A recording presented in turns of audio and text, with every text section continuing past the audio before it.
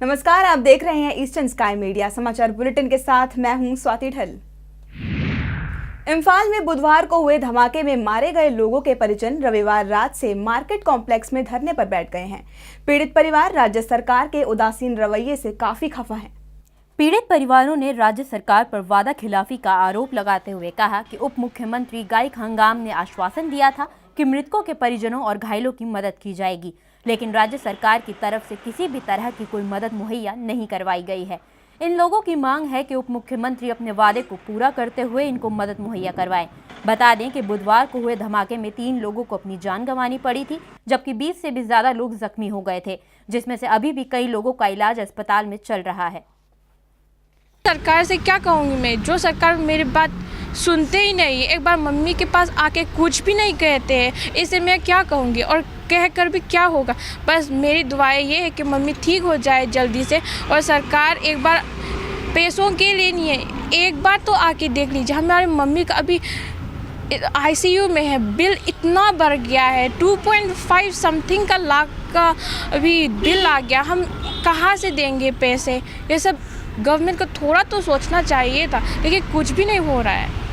मैं इस गवर्नमेंट से इतना नफरत, मेरे ऊपर में इतना नफरत पैदा हो रहा है, यहाँ तक कि मैं यहाँ पे रहना ही नहीं चाहती। इस कंडीशन में मैं कहाँ रहूँगी। मैंने तो रोना भी, मैं तो रोऊंगी नहीं, मैं भूल गई रोने के लिए। अभी मैं रो के क्या करूँगी अभी इस कंडीशन में, आप लोग ही बताइए।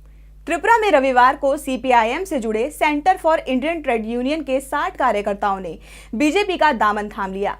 ये लोग सत्तासीन पार्टी के रवैये से काफी नाराज हैं। रविवार को कृष्णानगर स्थित पार्टी मुख्यालय में प्रदेश अध्यक्ष सुधींद्र दास गुप्ता की उपस्थिति में centre for Indian trade union के 60 कार्यकर्ता बीजेपी में शामिल हो गए। बीजेपी में शामिल हुए इन कार्यकर्ताओं का कहना है कि ये काफी वक्त से CPIM का साथ दे रहे थे, लेकिन राज्य सरकार ने हर क्षेत्र में इनकी अनदेखी की है। इससे नाराज कार्यकर्ताओं ने बीजेपी की शरण लेना ही सही समझा। वहीं बीजेपी प्रदेश अध्यक्ष सुधींद्र दास गुप्ता ने सभी कार्यकर्ताओं का स्वागत किया है। स्वागत समारोह के दौरान पार्टी सचिव ताबस देव और कई कार्यकर्ता उपस्थित रहे। राजधानी दिल्ली में हाल ही में संपन्न हुए 10वें नॉर्थ ईस्ट बिजनेस समिट में इस बार युवाओं के लिए एक विशेष सेशन आयोजित किया गया, जिसमें भारतीय फुटबॉल के लेजेंड कहे जाने वाले बाईचुंग भूटिया पैनल मेंबर के रूप में उपस्थित रहे। ICC द्वारा आयोजित 2 दिवसीय बिजनेस समिट में इस बार युवा सशक्तिकरण पर भी बल दिया गया। यूथ सेशन में युवाओं के स्किल डेवलपमेंट, बिजनेसमैनशिप समेत कई विषयों पर चर्चा की गई। इस दौरान पैनल मेंबर के रूप में उपस्थित रहे भारतीय फुटबॉल खिलाड़ी बाईचुंग भूटिया को नॉर्थ ईस्ट एक्सीलेंस के लिए ICC ने सम्मानित किया। भूटिया ने गर्व महसूस करते हुए कहा कि नॉर्थ ईस्ट के कई खिलाड़ियों ने भारत का नाम रोशन किया है। उन्होंने कहा कि हमारे खिलाड़ी और आगे बढ़ें, इसके लिए उन्हें सपोर्ट की जरूरत है।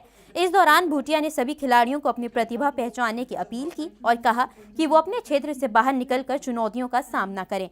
When it comes to sports, I think we Northeast definitely have excelled, and in fact, a lot of sports person have done really proud to the nation, which is wonderful, and I think it will continue. But at the same time, I think we need more support.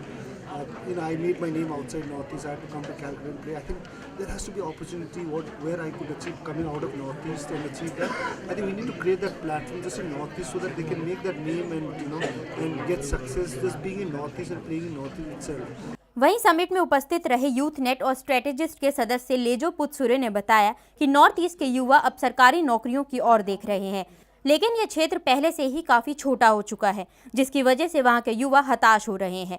पुत्सुरे ने कहा कि युवा हताश होने की बजाय बिजनेसमैनशिप के माध्यम से अपना रास्ता खोलें। लेजो पुत्सुरे ने मेक इन इंडिया अभियान के जरिए युवाओं को आगे बढ़ने की सलाह दी। What's been happening in the past in the Northeast is everybody, especially the young people, have been looking for government jobs. We know it's getting saturated because of that now, because of information, because of technology. There's a lot of information that's coming to young people, and it's leading to a lot of frustration actually. If you're unemployed, you don't have a job, and you see a lot of people in Delhi, Bombay having jobs, living a good life. It's very, very important for the government, it's very important for young people to harness this energy into something which is productive, something which can prosper in the Northeast, and that is why the only way to go around it is entrepreneurship. Look at our domestic stuff that we have, our agriculture, our buildings, construction. There's so much that can be done, and that's the reason why we advocate for entrepreneurship. I think that's one of the main solutions that can lead to prosperity for the Northeast. Arunachal Pradesh में chief minister health insurance scheme के तहत चल रही नामांकन प्रक्रिया सोमवार को खत्म हो गई है। ये प्रक्रिया 5 मार्च से शुरू हुई थी। सेपा के जिला अस्पताल में 5 मार्च से 16 मार्च तक Arunachal Pradesh chief minister health insurance के लिए नामांकन भरे जा रहे थे। स्कीम के तहत जो लोग नामांकन भरेंगे उन्हें निशुल्क उपचार की सुविधा मिलेगी। इस योजना को सेपा के जिला अस्पताल में 9 फरवरी 2015 से लागू कर दिया गया है और 3 रोगी इस योजना के तहत लाभ भी उठा रहे हैं। अरुणाचल प्रदेश में आज से 19 मार्च तक मनाए जाने वाले अरुणाचल स्प्रिंग कार्निवल 2015 की शुरुआत हो गई है। इसके प्रमोशन के लिए सोमवार को अरुणाचल बुलेट क्लब द्वारा बाइक रैली निकाली गई थी। पर्यटक विभाग के संसदीय सचिव मामा नातुंग ने ईटानगर से बाइक रैली को हरी झंडी दिखाकर रवाना किया। इस दौरान नातुंग ने लोगों से आग्रह किया था कि वो आज से शुरू हुए अरुणाचल स्प्रिंग कार्निवल 2015 में हिस्सा जरूर ले। उन्होंने कहा कि इस तरह के प्रोग्रामों से न सिर्फ राज्य के बेरोजगार युवाओं को रोजगार के अवसर मिलते हैं बल्कि पर्यटक भी काफी आकर्षित होते हैं। हमारा स्टेट में ऐसा काफ़ी पोटेंशियल है अभी तो जो बाहर में एक्सपोज नहीं है। और हमारा यहाँ में रिवर राफ्टिंग में और हमारा यहाँ में जो अनेक डाइवर्स हमारा कल्चर है, ट्राइब है, तो इसको हम जितना हो सके हमारा स्टेट गवर्नमेंट, हमारा ऑनरेबल चीफ मिनिस्टर्स उसके लीडरशिप में और हम सब जितना भी हमारा स्टेट में जो अनेक कल्चर है, अनेक नदियां हैं, अनेक पहाड़ है, जिसमें हमारा टूरिज्म में एक्सपोज बाहर कंट्री में भी हो सकता है, उसके लिए हम लोग पूरा सक्षम है और उसको हम लोग पूरा कोशिश करेंगे और उसको अधिक से अधिक स्टेट में हम लोग बाहर एक्सपोज करने के लिए कोशिश कर रहे हैं। और इसमें हमारा बाहर से भी काफ़ी हमारा टूरिस्ट का फ्लो होगा और जब टूरिस्ट फ्लो होगा तो हमारा काफ़ी स्टेट के लिए, अनएम्प्लॉय यूथ्स के लिए काफ़ी समाधान होगा हमारा सरकार के लिए और आने वाला युवा लोग के लिए। तो इसमें जितना भी स्टेट का यूथ लोग है और पढ़ने लिखने वाला है तो इसमें काफ़ी योगदान दे, बाहर वाला को अच्छा से अच्छा अतिथि देवो बाबा के रूप में इस प्रकार का सब हम माइंडसेट को चेंज करना हमारा स्टेट में, ये मेरा और लोगों से मेरा ये अपील है कि सभी इस माइंडसेट को हमारा स्टेट वालों चेंज करे ये टूरिस्ट इंडस्ट्री को आगे बढ़ाने के लिए।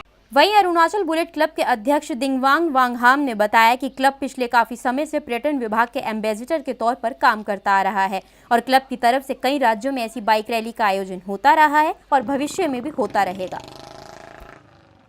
जैसे कि हम टूरिज्म से एफिलेटेड है as a ambassador since many years, तो हम टूरिज्म के लिए अपना स्टेट के अरुणाचल के टूरिज्म के लिए कुछ भी करना पड़े तो हम उसके लिए हाजिर हैं और कुछ भी सोशल कॉजेस के लिए कहीं भी कोई भी आपका NGOs हो, कुछ हो, अच्छा कॉज के लिए कुछ कभी भी हमें बुलावा दे सकते हैं, हम उसके लिए हाजिर हैं। खबरों के इस अंक में फिलहाल इतना ही। नमस्कार।